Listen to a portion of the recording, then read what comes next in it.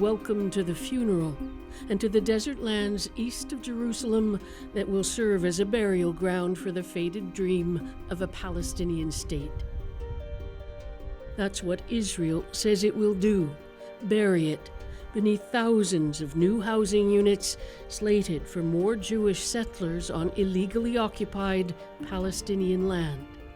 It's called E1, a patch of 12 square kilometers between Jerusalem and a settlement called Male Adumim. And many Palestinians fear Israel is right, that it will be a final nail in the coffin.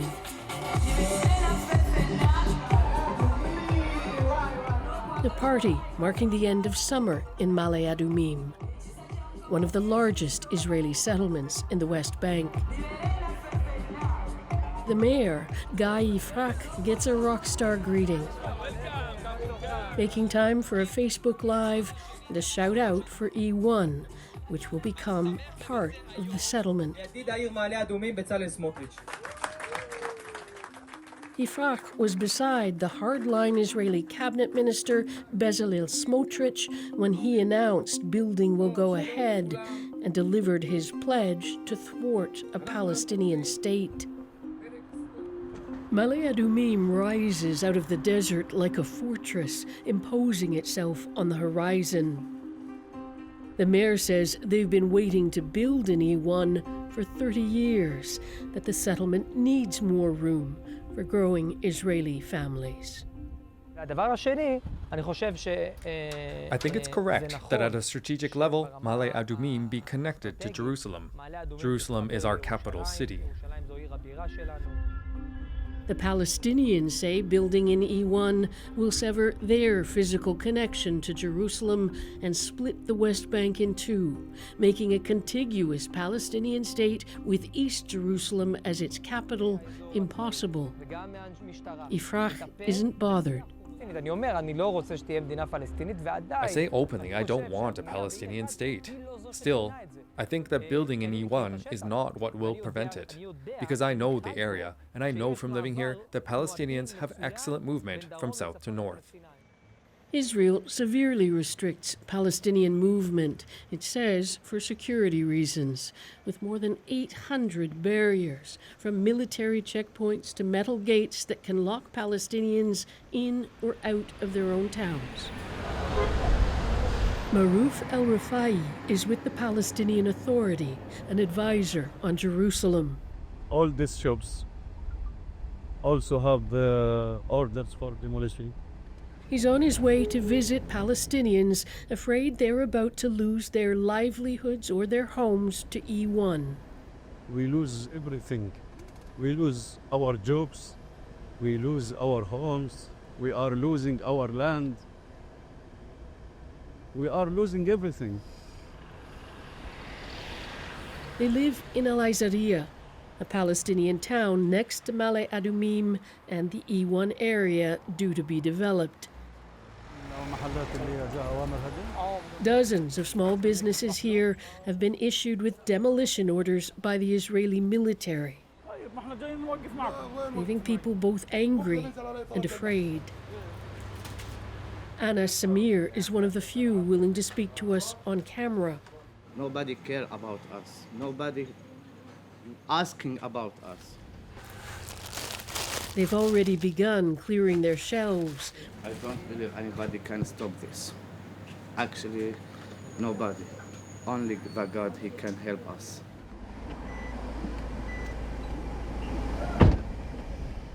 Now we are going to Jabal al-Baba. Al-Rifai's sense of frustration and helplessness isn't far from the surface. I'm going with you, and I know we cannot make any difference. This very sad to say. Jabal al-Baba is home to about 80 Bedouin families, more than 400 people, along with the animals they keep. It's an outcrop of land next to Al-Azariya and across the valley from Male Adumim. Community leader Atala Al-Jahalan has a quiet presence. His life is perched on a precipice. من هون مش من هناك. He tells Al Rafai they've also been told they've got to leave. We sat down with him later. Israelis don't want Palestinian here in the land. You want in the land in Palestine, but no one see people Palestinian here. It's, you want to transfer in the Palestinian. All across the West Bank, Palestinians say Gaza first. A way of making clear their own problems can't possibly compare. But while the world watches the destruction of Gaza, Israel's de facto annexation of the West Bank has gone into overdrive. It's an onslaught on everything that is Palestinian or could give us a viable Palestinian state. Lawyer Hiba Husseini was part of the Palestinian negotiating team during the 1990s Oslo peace process, before it broke down. Back then, there were an estimated 115,000 Israeli settlers living in the West Bank.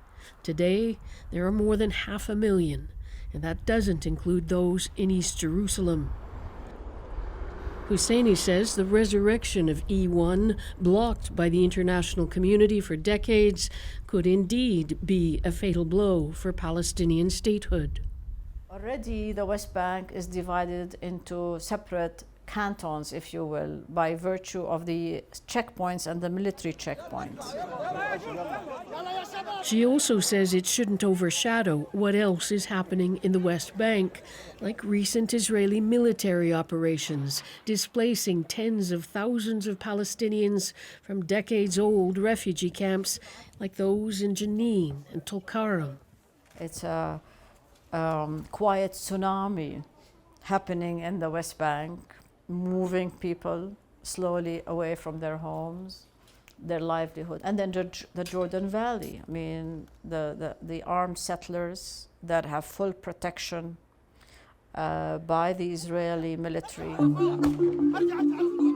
Violence against Palestinians by ultra-nationalist Jewish settlers who say the land is theirs by God-given right has increased dramatically since October 2023, along with the number of outposts that can serve as precursors to permanent settlements. Hi.